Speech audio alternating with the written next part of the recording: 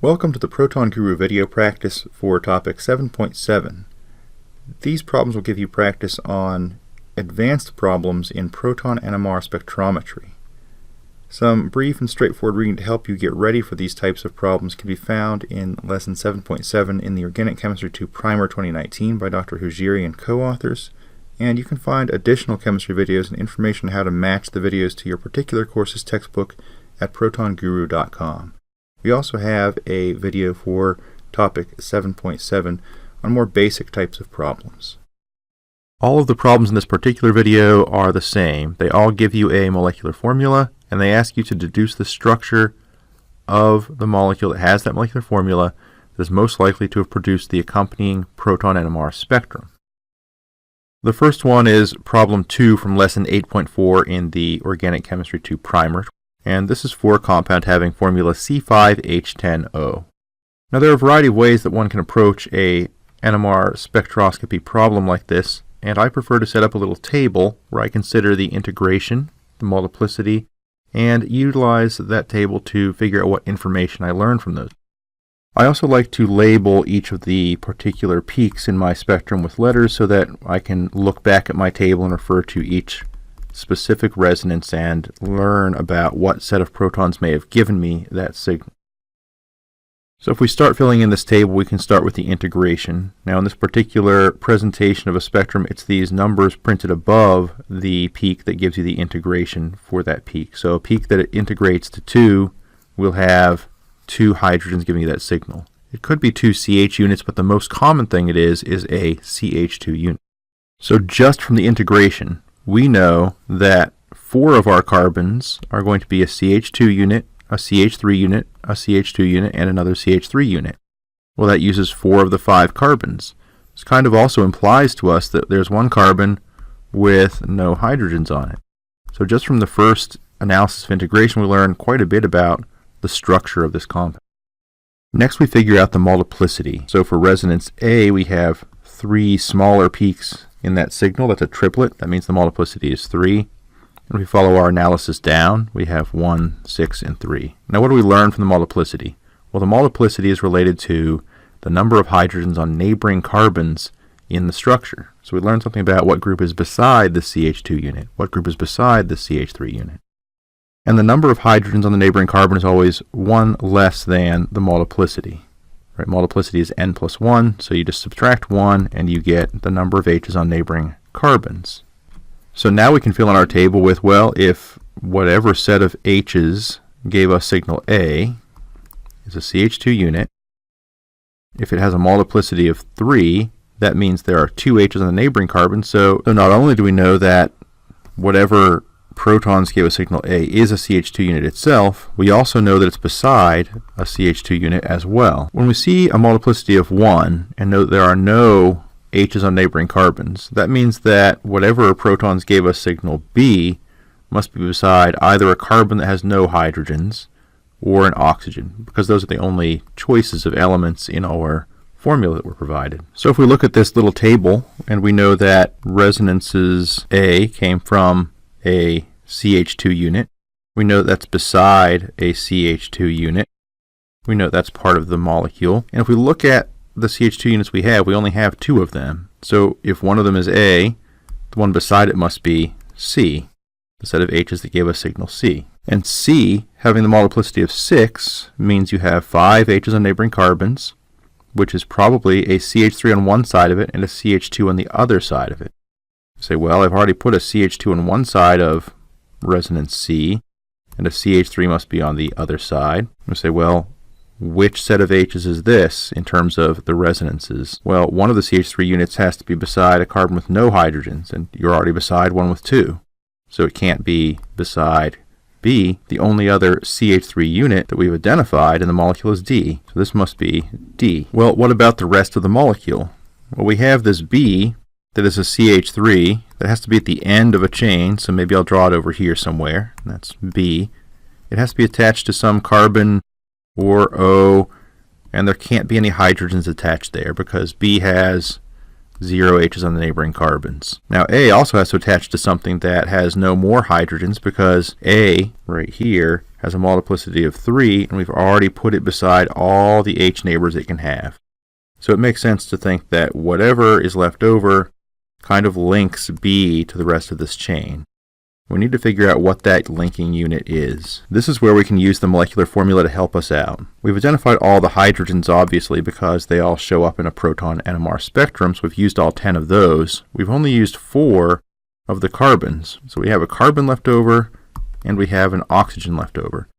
And somehow those two have to go and attach, linking up the CH3 unit on this side and this propyl chain on the other. The only way you can draw a CO unit so that all the octets are fulfilled and there aren't any charges, because this is not a charged molecule, is to draw a C double bond O. So if we put all that information together, we would have this final structure for the only compound with this formula and this proton NMR spectrum. Let's look at another example. This is practice problem number 4 from lesson 8.4 in the primer. And this compound has the formula C6H12O.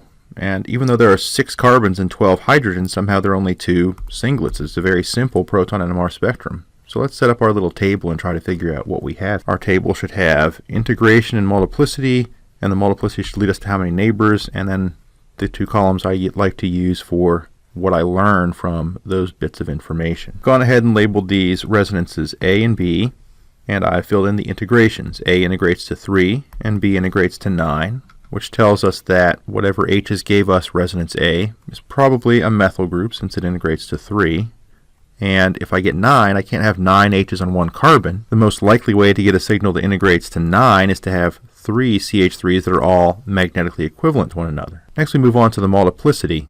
Well, they're both singlets, so the multiplicity is 1, which tells us that we can have no H's on any neighboring carbons. So the unit next to the protons that give me A, that CH3 unit, has to be either an O or a carbon with no hydrogens. Again, those are the elements we're limited to from the formula. And likewise for B. So what would we have here? We have a CH3 unit, a CH3 unit, and a CH3 unit. Those are going to give us signal B, and they have to be all attached to something that has no hydrogens on it, maybe an oxygen or a carbon. Well, I can't have 3 bonds to an oxygen, so this must be a carbon that has no H's on it. So it binds to something else to get its 4 bonds, but whatever it binds to has to have no hydrogens on it. So that has to have no hydrogens on it.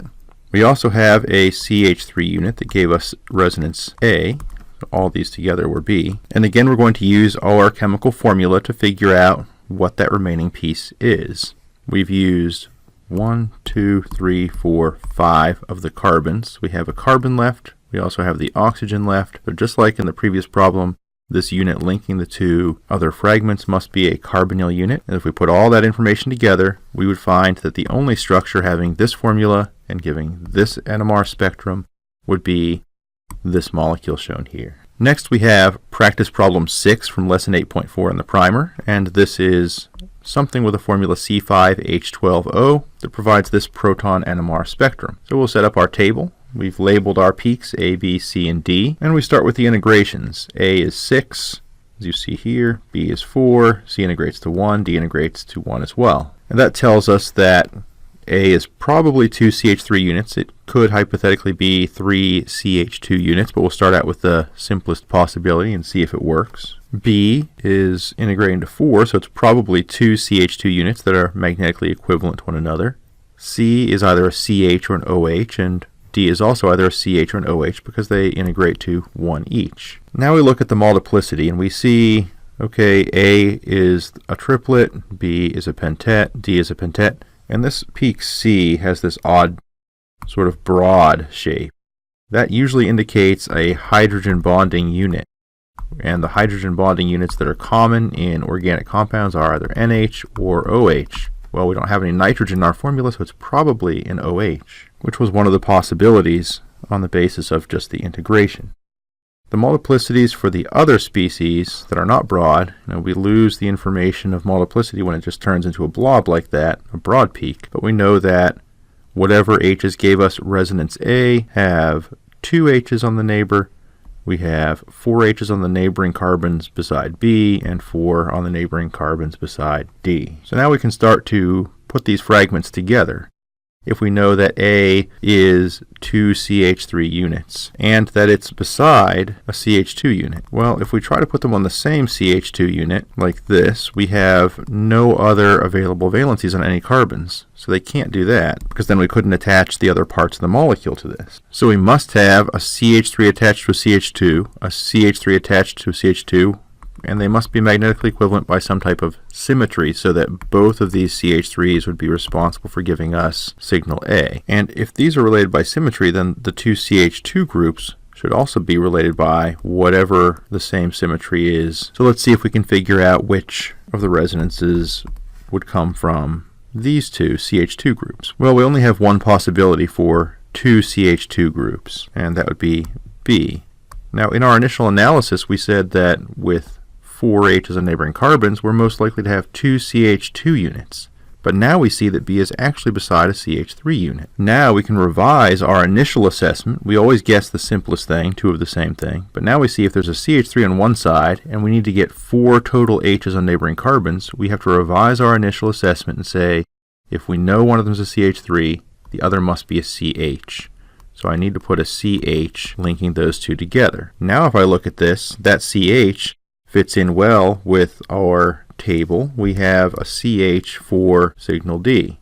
Remember that we've already figured out that signal C is a hydrogen bonding unit, so it must be the OH. So the only thing we have left is the OH, and we only have one carbon that doesn't already have 4 bonds. And if we put that in there, and that H is the one that gives us signal C, and this H is the one that gives us signal D, we've successfully put this all together and found the correct structure for something with this formula and this proton NMR spectrum. Next, we move on to practice problem 8 from lesson 8.4 in the primer, and we see this is just a hydrocarbon. We'll start by setting up our table and labeling our resonances for discussion, and then we fill in the integrations. We see that A must be 3 protons, B is a signal that comes from a CH2 unit, C is a CH unit, and D comes from a CH2 unit. The multiplicities give us information about how these different units are assembled by telling us information about their neighbors. So if we have a multiplicity of 3, there are 2 H's on neighbors, and now we get the information we've been seeing all along in this video. We know that the CH3 unit is next to a CH2 unit.